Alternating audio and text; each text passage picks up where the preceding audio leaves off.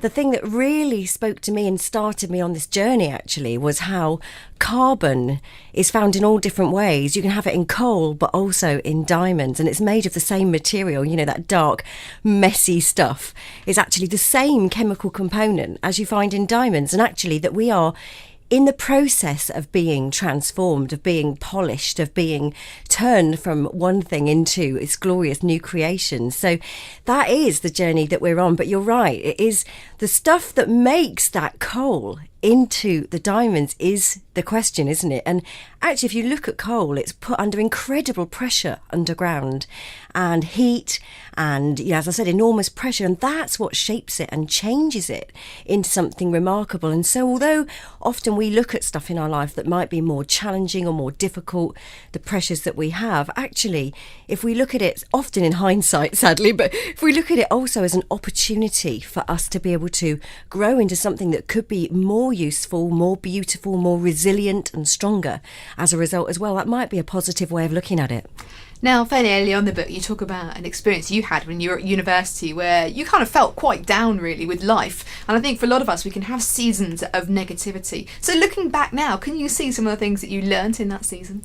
Yeah, that was a very dark time, actually. And, most of my life is okay, but there have been seasons where it has been very challenging. And that was a particularly low time when my family had fallen apart fairly spectacularly, very difficult divorce of my parents, and I'd really blown my A-levels quite badly. I managed to scrape through to university, but I was very low, very, very lonely, actually. And it was the local church. I'd never been to church before, but somebody invited me to this ancient little Brethren chapel. It was a few old people and an organ. But I tell you what, those people loved me. They absolutely loved me, and they accepted me, and they welcomed me into what I now know to be the Christian family. And I think I discovered there what love looks like and what acceptance looks like. And actually, it's made me think in the years after that about we're all the welcome team. Welcome teams in churches aren't just people with Colgate smiley grins and special T-shirts and a lanyard, that actually we're all the welcome team. And what they did for me is what we all have to do for other people. Welcome them into our homes to play board games, invite people on walks with us as families, and just make people feel like actually the Christian family is a place where you experience God's love and welcome. So I did learn some really important stuff. And most importantly, I found out about God and his love for me during that time, which is brilliant. Well, obviously, that's the key thing in the whole journey. Yeah. But I think just there, as you're saying, we're all called to be the welcome team. I think it's a reminder that we can perhaps do some very small things, invite someone for a walk, invite someone to our home. And actually, that could be pivotal in their journey with God. Well, absolutely. And I think one of the things I talk about a lot in this book is how we treasure stuff that is outwardly, superficially very beautiful and expensive. But really, more than anything else, this book, which is funny, it's lots of funny and silly stuff in there, but actually it is really a call to go deeper past the surface, past what we think is attractive or compelling or the most powerful, and realise that once we dig past the surface, there's stuff in all of us that's valuable, and there's treasure in all of us that God wants to use. None of us are exempt from that. God hasn't given permission slips to the special shiny people. Actually, there's treasure that we've all got, really. Now, you do mention in the book that you have a very large diamond that you bought as a prop for a talk. I mean, that must have been a rather crazy moment, turning up at a talk with a big diamond. So what was the whole point of that? Well, it was quite a few years ago now, and I bought this giant diamond to talk about how... Presumably not a real one. That would be very expensive. Yeah. Not up to that yet. Not quite. I need a kind of bestseller before I can even think about that. But no, it was really much to talk about how multifaceted we are, how strong and resilient we are, how beautiful we are in God's eyes.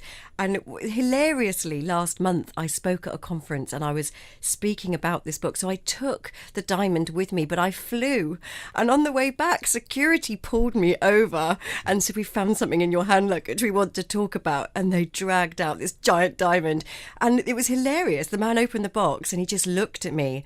And I said, "Come on now, even the Queen doesn't have a diamond that big. You must know this is fake."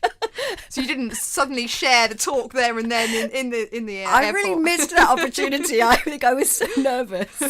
That's the trouble when you're in these situations and you're being scrutinised. Suddenly your heart's beating. I know. I can't think straight. I can't think straight. I know. I think one of the other things that comes through is that sometimes we can be afraid to dream, afraid to look and see the beautiful things in our lives. Do you think that actually is the symptom of many of us in church, that we're a little bit scared? We are scared, but I think also, we're sometimes looking in the wrong places for our dreams. And I think that is the whole thing about digging a bit deeper. And there's this brilliant story that I found and stolen and put in the book about this South African farmer who spent his life looking for the dream, looking for a diamond to be found. And he travelled and he travelled and he ended up selling everything he had to try and find a diamond to make his fortune. And he never managed to. And eventually the person who bought his farm actually found this giant stone, weird looking stone, put it on his mantelpiece that he'd found on the farm, and somebody actually came in and said, "Can I look at that that stone?" Which turned out to be the largest diamond that had ever been found. That's now the Kimberley Diamond Mine, the biggest mine in the world. And the fact is that he was looking for his dream for elsewhere. And Jesus talks to us about the fact that when we find treasure in a field, we should sell everything and invest in it. And I think sometimes there is stuff beneath our own feet, in our own life, that God has given us incomparable riches for us to explore, things that we really should value and could value, dreams that maybe aren't as glamorous as we see in other people, but they are glamorous if they're our story, and other people might look at our story in the same way as we look at others. So again, I would really say it's about digging deeper where we are and actually discovering the dream that God does have for us, as opposed to focusing on maybe some that he doesn't. You mentioned there how we can look to one another, and that is another theme that comes through in the book, this idea of how we can compare ourselves, even in church, looking at what God's doing in other people's lives. Do you think that's kind of one of the diseases in the church that's holding us all back a bit? I have been crippled with this disease for years. So I'm a minister's wife, but I'm like the least minister's wife, if there is such a thing. I've never met a typical minister's wife, actually, so that's rubbish, that stereotype. But I remember in the early years thinking, oh my goodness, I should be able to serve tea and coffee. I should be able to make cakes. I should do flowers. And I am absolutely hopeless. And I'm not very good at pastoral stuff. And I've often looked at women, particularly, who can do those things, who are very gentle, who are very hospitable, and I have felt this deep sense of inadequacy, and it has taken me quite a long time, and I'm not probably there yet, but it's a journey. I know, where you actually look at yourself and go, well, what treasures, what gems has God actually put in me that he wants me to polish up? What's uniquely me? I can't serve tea and coffee without slopping it everywhere, but maybe I can give a talk at something, or I can encourage someone or train them or mentor them. And the person serving the tea and coffee might not be able to do that. And so neither of us is better or worse. We're just unique. And every diamond is absolutely unique. And that's one of the things we look in this, that, we are actually unique. And let's celebrate that rather than comparing ourselves negatively with other people. Wow, some great wise words there from Cathy Madavan. We're talking this morning about her brand new book released today called Digging for Diamonds, Finding Treasure in the Messiness of Life.